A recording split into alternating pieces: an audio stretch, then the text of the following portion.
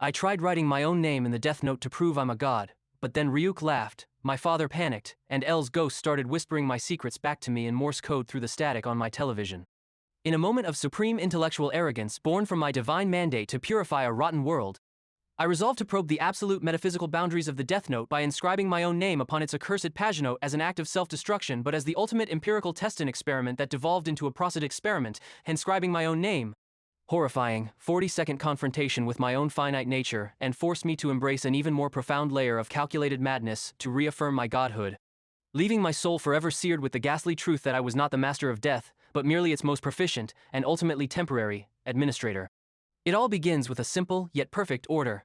A clean room, a meticulously organized desk. My textbooks are stacked with geometric precision, spines aligned, a silent testament to the discipline that underpins my entire existence.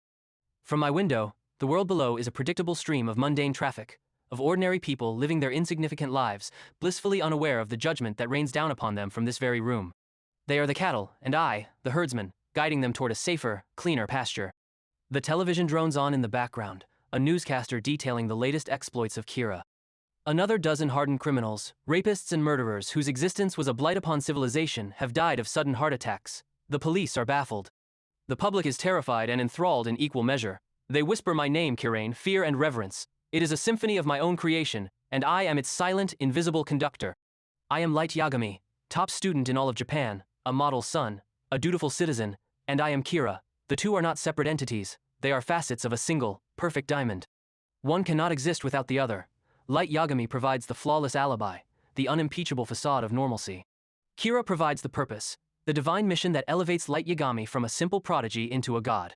The Death Note rests on my desk, innocuous as a common school notebook, black leather cover, the stark white words, Death Note on the front. It is an object of immense, absolute power, yet it feels so light, so trivial in my hands. I have mastered its rules.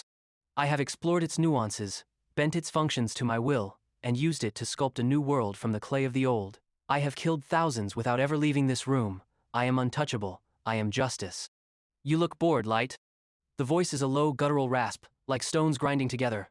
I do not flinch. I do not even turn. I know precisely where he is, hunched in the corner of my room, his gangly, distorted form, a permanent fixture in my periphery. Ryuk, a creature of death and boredom, my grotesque shadow. I'm not bored, Ryuk, I reply, my eyes still on the television screen. I'm contemplating. Contemplating what? How many more bad guys you can knock off before dinner? It's all getting a bit repetitive, don't you think? He crunches loudly on an apple, the sound wet and obscene in the sterile quiet of my room. That is the extent of his concern. Apples and entertainment. He is a force of nature, yes, but a simple one. A pet. Repetition is the foundation of mastery. I say, my voice cool and even. Every name I write is a refinement of my technique. Every death is a data point. I am building a utopia, Ryuk. It requires precision, not novelty. But even as I say it, a sliver of untruth lodges in my throat. He is right, in his own crude way. The process has become routine. Man's name, man's face, heart attack. The variables are limited. The system works flawlessly, but I feel as if I am merely operating a machine designed by another. A god does not simply operate a machine. A god builds it. A god understands it down to its most fundamental principles. And that is when the thought, insidious and brilliant, crystallizes in my mind. There is one variable I have never tested, one component of this grand experiment that has remained a constant, an unexamined assumption, myself, Light Yagami, the user. The rules of the notebook apply to all humans. Am I, the chosen wielder of this power, truly bound by the same vulgar limitations as the insects I eradicate? What if, I begin, turning my chair slowly to face him, what if I were to write my own name in the notebook? Ryuk stops chewing. For a fraction of a second, his wide yellow eyes show something other than vacant amusement. Surprise? No, it is more primal than that. It is the sudden, rapt attention of a predator that has just seen a deer walk willingly toward the hunter's blind. Hey, hey, hey, he finally rasps, a dry, rattling chuckle. Now that's interesting. Planning to join all those criminals you sent ahead, Light? Do not be absurd, I snap, my voice sharper than I intend. I am not suicidal. This would be a scientific inquiry. An experiment to test the absolute limits of the notebook's control. I stand up and begin to pace, the energy of the idea coursing through me. It is a spark of genius, the kind of intellectual leap that separates men like me from the rest of humanity. From L. The rules are clear. I reason, thinking aloud. The human whose name is written in this note shall die. You have 40 seconds to specify the details of the death. If the cause is not specified, they die of a heart attack, but the rules are rife with loopholes. I have proven that time and again. I pause, tapping a finger against my chin. What if I specified a death so far in the future that it becomes meaningless? Light Yagami dies peacefully in his sleep at the age of 150. Would the notebook accept it? Would it lock in my fate, guaranteeing my longevity? Or would it reject the command as impossible? Ryuk tilts his head, a grotesque parody of canine curiosity. You're asking if you can use the death note to give yourself eternal life. That's not how it works, Light. The book is for taking life, not preserving it. You only know the rules as they were given to you. I counter, my mind racing. You are a custodian, not an inventor. You lack the intellect to probe its true nature. What if I wrote a condition so paradoxical it could never be fulfilled? Light Yagami dies of a heart attack 24 hours after the sun ceases to exist. The notebook must execute the command. But if the condition is impossible, what happens? Does the command nullify? Does it create a paradox that breaks the system, or does it simply default to a heart attack in 40 seconds? This is the crux of it. The ultimate question of control. Am I merely a user, subject to the fine print like any other mortal? Or am I truly its master, a god who can rewrite the very laws of life and death? The thought is intoxicating. To know the answer would be to achieve a level of understanding, a level of power, that no being human or Shinigami has ever possessed. You're playing with fire, Ryuk says, but there's a grin in his voice. A human trying to outsmart a fundamental law of the universe. This is better than any apple. It is not a game, I state, my voice low and intense. I stop pacing and stare at the notebook on my desk. It seems to pulse with a dark energy, beckoning me. It is the final examination, and I will not fail. The idea takes root in my mind like a cancer, but a glorious, incandescent cancer. Over the next few days, it consumes me. I go through the motions of my life school, family dinner, nightly purges, but my thoughts are elsewhere, trapped in a recursive loop of logic and hubris. I analyze every rule I know. I draft potential scenarios on scrap paper, burning each one afterward until not even ash remains. I could specify a death contingent on an action only I can control. Light Yagami dies 41 seconds from now. The rules allow only 40 seconds for details. A logical contradiction. Would it work? Or is the numerical limit absolute? The notebook is a tool of death. It is inherently logical. It follows its own programming. Every computer can be hacked. Every system has an exploit. I simply need to find it. My mother comments that I seem distracted. Is everything all right, Light? You're studying so hard. I'm fine, Mother. I reply with a placid smile. Just preparing for my exams. The lie is effortless. A second skin. She sees her perfect son, diligently working toward a bright future. She cannot see the god in her house, contemplating the deconstruction of reality. Even L's relentless pursuit feels distant, trivial. He is playing checkers while I am preparing to play chess with the universe itself. His deductions, his clever traps, they are the concerns of a mortal man. I am ascending to a higher plane of existence. The risk is immense, but the reward is absolute knowledge, absolute power. The warnings are there, of course. Not just from Ryuk, whose morbid curiosity is a warning in itself, but from the deepest, most primal part of my own mind. A small trembling voice of self-preservation that whispers, "Don't do it. You are winning. Why risk everything for an answer you don't need?" I crush that voice without hesitation. It is the voice of fear, the voice of mediocrity, the voice of the cattle. A god does not feel fear, a god acts. The decision solidifies on a Tuesday night. The rain is lashing against my window, each drop a tiny hammer against the glass. It is a suitably dramatic backdrop for the momentous event to come. I have settled on the parameters of the experiment, the perfect test. I will not choose a date far in the future. It is too simple, too easy for the notebook to potentially accept, nor will I attempt a logical paradox based on time. The risk of it defaulting to a simple heart attack is too high. No, my approach will be more elegant, more befitting of my genius. I will tie my death to my victory. The condition will be this: Light Yagami dies of a peaceful heart attack, seconds after writing the final name required to create his perfect world and confirming with his own eyes that L. Lawliet is dead. It is flawless. It makes my death contingent on my own success. It is not an attempt to avoid death but to define it on my own terms. My death will not be an event that happens to me. It will be the final, triumphant punctuation mark at the end of my grand statement. It transforms death from a vulnerability into the ultimate symbol of my victory. It is poetic, it is beautiful, and it will tell me everything I need to know about the nature of the notebook's power. Tonight's the night then? Ryuk asks, his form seeming to suck the very light from the room. He has not eaten an apple in hours. His attention is entirely on me. Tonight, I get my answer. I confirm. I clear my desk. Everything is removed except the death note and the pen I have used to pass judgment on thousands. My heart rate is slightly elevated, but my hands are steady. This is not fear. It is anticipation, the thrill of discovery, the feeling an explorer must have had stepping onto a new continent for the first time. I sit, The leather of my chair creaks, a small, vulgar sound in the cathedral-like silence. I open the notebook to a fresh, blank page. The crisp white paper seems to stare back at me, an empty void waiting to be filled. I have seen so many faces as I have written names on these pages. Desperate criminals, arrogant CEOs, foolish FBI agents. Their terror was an abstraction, a distant echo. Now, the face in my mind is my own. I uncap the pen. The click is deafening. I can feel Ryuk's gaze on me, heavy and suffocating. He is leaning closer now, his breath a faint, foul scent of decay and apples. He is hoping I fail. He is hoping for the show. I will not give it to him. I breathe in, slowly, then out. I visualize the name, my name, the one my parents gave me, the one that represents my mundane, human shell. I visualize my face, the calm, intelligent expression I practice in the mirror every morning. The requirements are met. My hand moves. The pen lowers toward the page. This is the turning point, the boundary between theory and practice. The moment I cease to be a man contemplating godhood and become a god testing the limits of his own creation. The ink is a hair's breadth from the paper. There is no hesitation. There is no doubt. There is only the cold, clear light of pure reason. The nib touches the paper. It is a moment of absolute silence, as if the entire world is holding its breath. The rain outside, the hum of my computer, Ryuk's breathing it, all vanishes. There is only the pen, the paper, and the name that I am about to write. I begin. The first stroke is a vertical line, the letter Y. The ink bleeds into the fibers of the page, a black stain of absolute finality. It feels irreversible. A strange coldness begins to creep up my arm from my fingertips, a chilling sensation that has nothing to do with the temperature of the room. Y-A-G-A-M-I. I write my surname first. A small, strategic decision. It feels less personal, more clinical. A subject's name. But as I form the last I, the coldness spreads to my chest. My heartbeat, once steady, begins to stutter. An erratic, panicked rhythm, like a trapped bird beating its wings against the bars of a cage. This is merely a physiological reaction to a high-stakes situation, I tell myself. Adrenaline. It is to be expected. I am still in control. Now for my given name, L-I-G-H-T.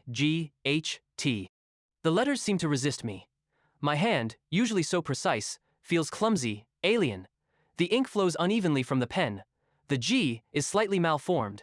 An imperfection. I never make imperfections. A flicker of genuine panic, hot and sharp, cuts through my cold logic. I grit my teeth and press on. The name is complete. Yagami Light. There it is, my name, written in the death note, by my own hand. For a second, nothing happens.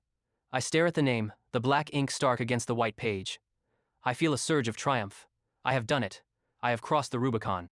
Then, I begin to write the condition.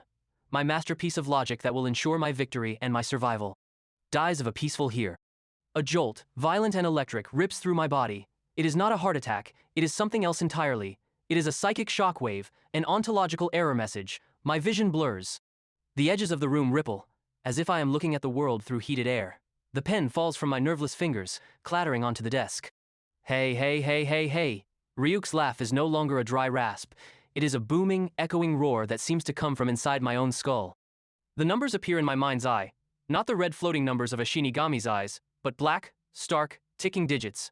A countdown. Susher. Number no. This is not possible. I had not finished the condition. The rule states that if a cause of death is written within 40 seconds, it will happen, but I did not specify a cause. I only started to. It should default to a heart attack after the 40 seconds have elapsed. I have time. Senshitsu. The coldness in my chest is now an icy vice, squeezing my lungs, my heart. My breath catches in my throat. I look at the notebook.